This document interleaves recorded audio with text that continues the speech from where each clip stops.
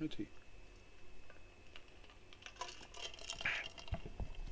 Welcome back to Nick Lenz's Comic Corner, classic non-classics.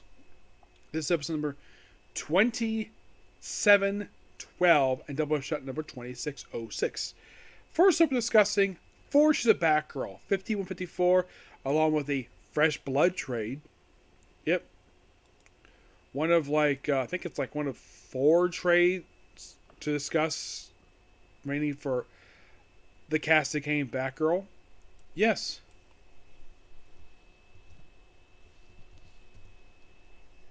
Because there's not really a lot left to discuss related to her. Yes, because after first discussing here Fresh Blood, there is 3 more trades, and that is it for her.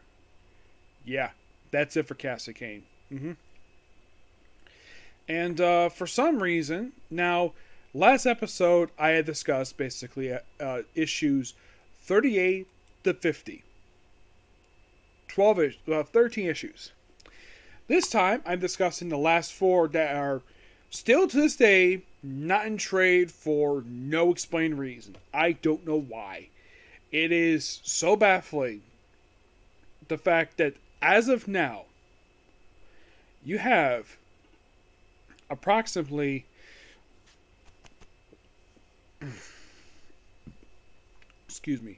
about almost 20 issues not in trade. Roughly 18 issues not in trade. And to my knowledge, I do not know the reason for this, because the 3rd volume for Batgirl only went to issue 37. It never went any further than this at all. Nope. Never did. Here's what else has been collected. 55, 57, which I'm skipping all those issues, mainly because they were collected in the War Games trades, and then we get the Fresh Blood. Now, in the case of these particular issues, Batgirl, mostly put, we discover that this Batgirl, Cassie Kane, is the first and only member of the Batman family to drink alcohol, because every Batman family, except for Cassie Kane, she's the only one who actually has drank alcohol. Though she didn't get particularly drunk, but in the case of these particular first 2 issues, it's mostly, by the way, it's written by Dylan Hendricks, Eric Bell on the artwork. It's mostly for her dealing with Poison Ivy over the course of these couple issues.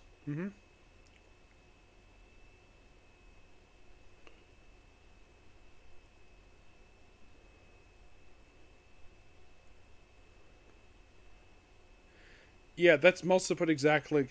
And of course, they get near Crime Alley. Really good 2-part. We have Rick and Hardy take over issue 52.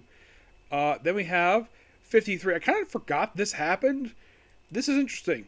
53 features the Stephanie Brown Robin make a guest star appearance. The only time she made an appearance as Robin in the Batgirl title. Because right after this, she's back being spoiler. I'm a little surprised, though, they didn't collect this in the War Drums trade. Which you would think they would, because that trade literally collected her whole entire era as Robin, which was 3 issues of Robin and 3 issues of Batman. And they didn't include this issue.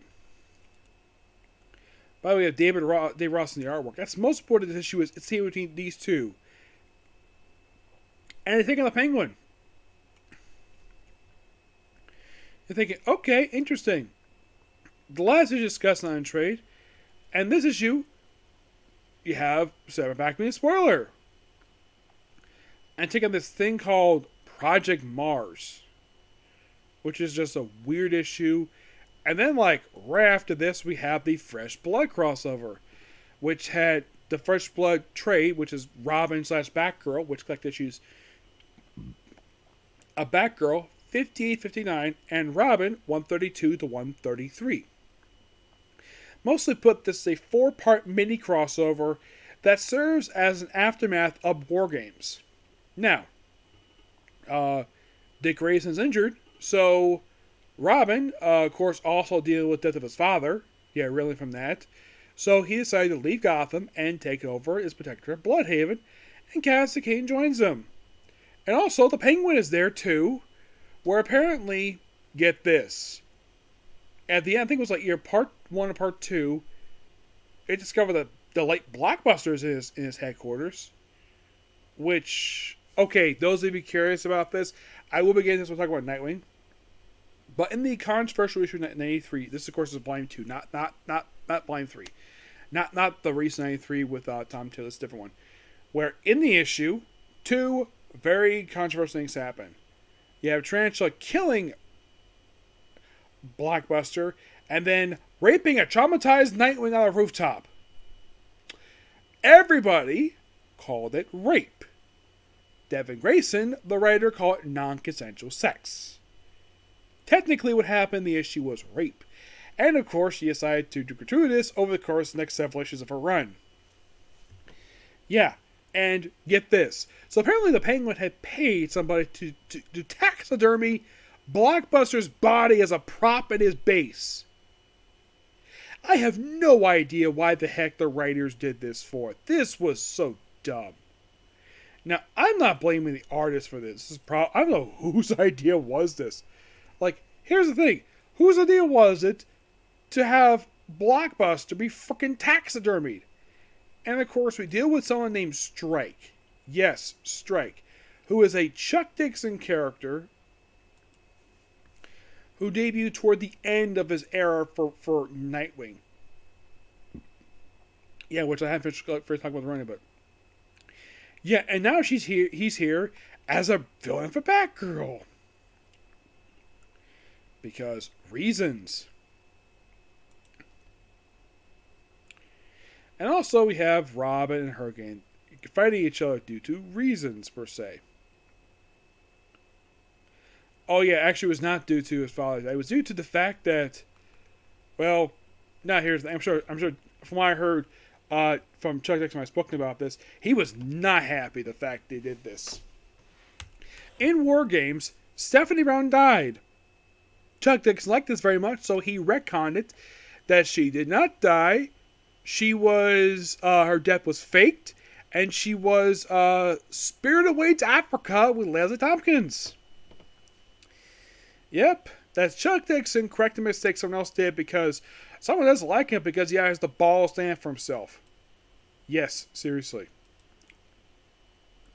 Oh, yeah, it's actually in part 3 they discovered the whole taxidermy thing of all things. And this was so dumb. The fact that Blockbuster's been taxidermy in this story. For no real reason. Not sure why, but he is. Oh, and by the way, if you're curious about this storyline, the Robin issues are written by Bill Willingham. The artwork is by Damian Scott. Who is Damian Scott, I might ask, when it comes to Batgirl? Why, he's the guy who co-created. He was basically her co-creator. Yep. Which makes it probably the first time he's drawn her since the early issues of Batgirl. Now, yes, Bill Willingham does the writing for the Robin issues. But what about the back end? What about basically... Oh, yeah, Jack Ray. I was talking about Jack Ray stuff. So who does the Batgirl issues? Anderson Garbrich.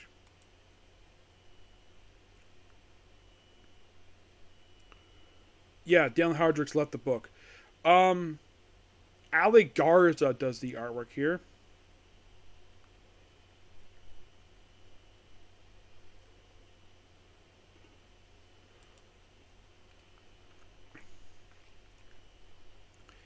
Yeah, and this is the same guy who did Titan/Young Justice Graduation Day. Yep, that particular storyline. As for why he had to do these 2 issues, I have no idea. And also for some strange reason, and I do not know the reason for this, he was pretty much the last regular artist on the Batgirl book. Yeah, I don't really know why. The story set was fine. I have no problem with the story at all, but it's like, why couldn't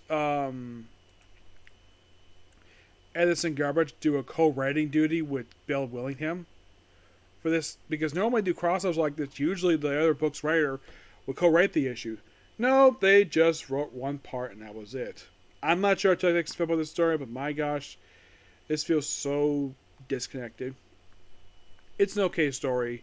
I do enjoy the artwork. Yes. The way Damian Scott draws Batgirl is that her costume, despite it's supposed to be tights, it looks a little loose on her. Like it's a little pushed up, like this. That's kind of how he draws her outfit. And also, makes her very, very sexy.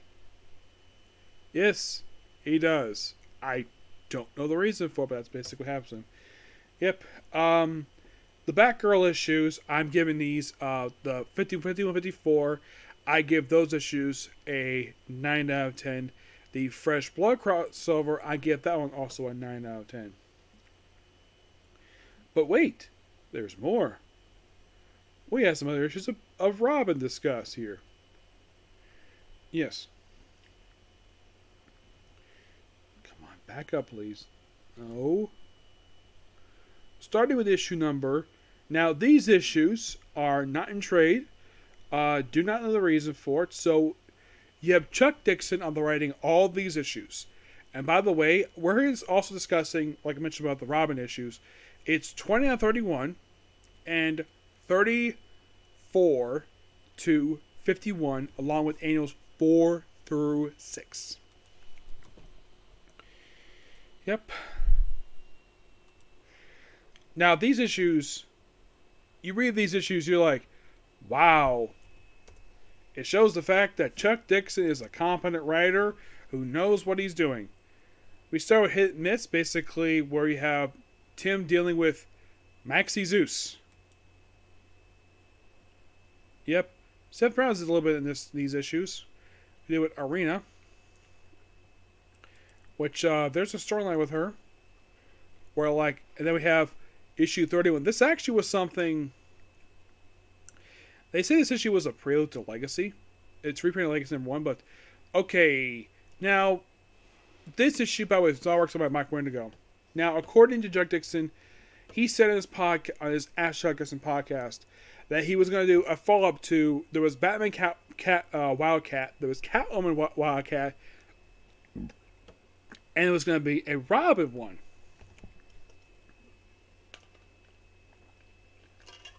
Which, basically, Wildcat would teach him stuff. Batman maybe hasn't have his mentor for Tim. And that was kind of the premise of the miniseries that was supposed to be published, but never was. So you read this and you hear that, you're like, wow, did he take elements from his book that wasn't approved and put it in the Robin book? He did. And that's kind of in the way these issues in a nutshell, but we're not done yet. Next up is issue 34, because 34 is...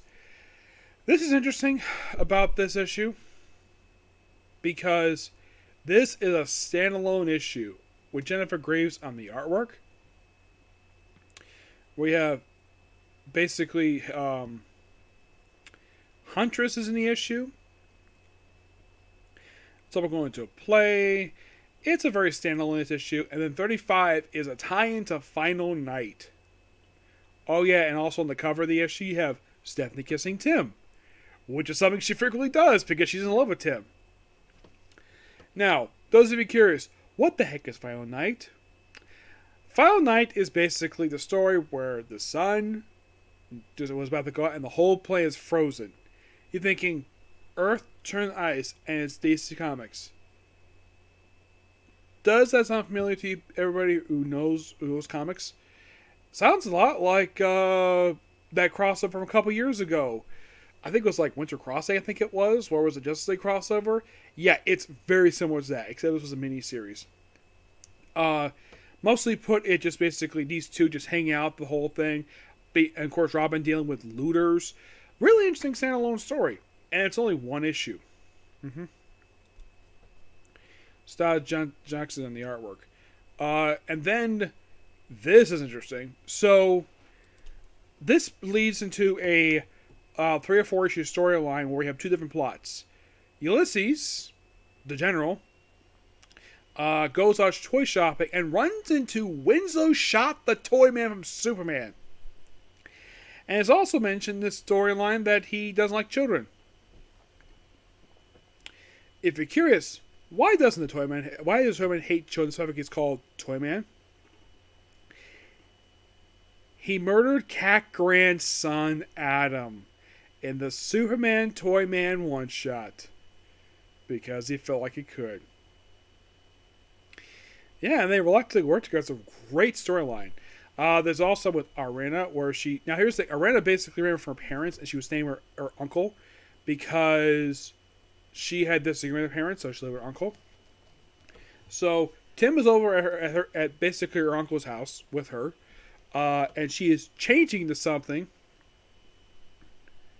which of course Tim's like looking for a remote. She comes out and she's wearing like a nightgown, and presumably, based upon Tim reacting to this, it's assumed that she wants to have sex. And Tim points out, though, he's not ready for that yet, and neither is she. They start hugging, and then her uncle comes in and gets completely the wrong idea, and Tim has to run away. And Andrea points out, though, Tim was right. You would never actually understand what the heck is going on. And then Tim goes home. His father is back from his business trip, and because it says, "Oh, you're done with wheeling and dealing. You're grounded due to bullcrap information." Technically, there was like he and I did nothing. This whole thing in the story. Now, this will try next to it. This all based upon nothing. Absolutely nothing. All because one guy got the wrong idea, who refused to listen to reason, and when Tim attempted to talk to his father later on about this, Jack thought he was being disrespectful to him, so he took away his TV, so Tim's response was to run away from home. Because, of course, his father was being a jerk to him, obviously. And he gets tied up with a whole revolution in the country, has a makeout session with the revolution leader, and then, of course, deal with Lady Shiva. We also deal with King Cobra, one of the leaders of the Snakes, who appears in the storyline. And then, of course, Tim eventually calls to go home. And then it leads to issue 52, where, here's the thing. He informs his father where he is. He's going to go home. He's done traveling. He comes home. Finds Gotham City on fire because Cataclysm has happened. Yep. That's literally what happened here. He comes home, and the earthquake has happened. Because Cataclysm happened. And for some reason, the collectors did not collect this whole issue. Not sure why. They collect the last few pages. Excuse me. But that's kind of in the way what happened in the course of these issues. And, of course, Arena herself would disappear not long after this. I will get to that later on. But great issues. Wow. And, of course, now who does the artwork for these issues? Oh, we have Status Jackson. I think he's like the bigger artist of these issues. Let me take a look about that. For Robin, he did start of issue 32, and he did it up until like 71. So, yeah, he's the primary artist for a majority of these issues. The only issues he skipped were 46 to 48. Yeah, those three he did not do. Who did 46 to 48 for the artwork?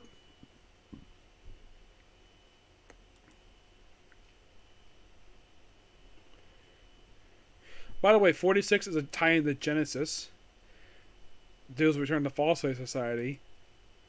If you're curious, False Face Society deals with mostly it's Black Mask. But Cully Hammer does the arc for issue 46. 47 is Eduardo Barrito. That's the War Child stuff.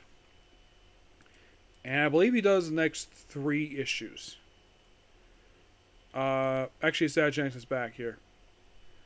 So, great stuff here, but we're not done just yet. Next up, we have the 3 annuals. Annuals 4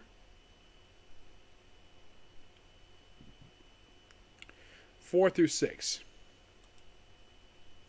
4, which came out in 1995. This is basically the origin of... This is just a Dick Grayson story. I'm surprised... By the way, Chuck Dixon has the writing for this one. And we have Jason Armstrong on the artwork. it's mostly put basically the year one of Dick Grayson, which they kind of also told us already in the pages of Dark Victory, but it's just a retelling of the retelling of Deck Comics 38. In 5, this is mostly put just basically a Robin. This Legends of Dead Earth. We have Robin being a woman named Tris Pover, who's only here for this one issue. Yeah, she's like the primary superhero, and she and Batman get killed off here. And then we have in number 6, which is a Pulp Heroes book, and the story is like called Weird. On the side is Weird Western Tales. You have Edward Burrito does the artwork here. We have modern day versions of Nighthawk and Powell Smith. This is in the original Nighthawk, which the thing with the original Nighthawk is there was a bit of retcon with him where he was one of the bloodline relatives of Hawkman. And Powell Smith descended the original one. And then we have one of the Trigger Twins. The Trigger Twins broke out of prison by supposedly their sister, Tanya Trigger, and discovered that the whole thing of her being their sister was a fake. Yeah, she lied to them. But great set of issues. I would say the 3 annuals, I love and number 6. 4 was really cool. I love the whole thing of the year 1 stuff. 5 is interesting for what it is. And sadly put when it comes to Robin. And number 6 would be the last Robin annual release for 10 years. And the last annual published by, written by Chuck Dixon. There was a brief revival of the Robin annual. There was one last annual published in 2007. And Chuck Dixon didn't write it. It was Keith Champlain. Yeah. That opening story features first principal named Scary Mary, whose only appearance was in this one Robin annual. Yeah. But that's kind of all the annuals for Robin. Yeah. The Robin annuals are all done. If you're really curious, like how much does they go for Robin? Still a little while to go. There will be some skipping. Yes. So when I get back to Robin, it'll be just from 54 to like 66, and maybe afterwards. But we are kind of in a way halfway through Chuck Dixon's amazing run of this book. I'm gonna give the Robin issues a 10 out of 10. The Robin annuals 4, 10. 5, I give that a 9, and 6, I give that a 10 because that is a good Robin story. And of course, like I mentioned, the Pulp Hero stuff. This did pretty much this, along with the whole JLA plan of 2000. This was one of the years where they stopped publishing annuals for certain characters. Like Azrael, who had an annual for this story, he published his final ever annual because his book lasted for a few more years after this. Hitman produced his first, I think it was his only annual. Yeah, Hitman had one, was only one. Impulse, this was his last annual. Yeah, some of the other ones basically were the last annual. A lot of everybody else, basically, they were published for a few more years before they would stop. But yeah, not much else to say about these books. They're really good. The Robin stuff is awesome. I love the Robin stuff. The Batgirl stuff is okay. Okay? So yeah, that's it particular view. Please be sure to like, comment, subscribe, turn notifications, and do the dislike button. Next up is going to be Blue Exorcist. Okay? Next video.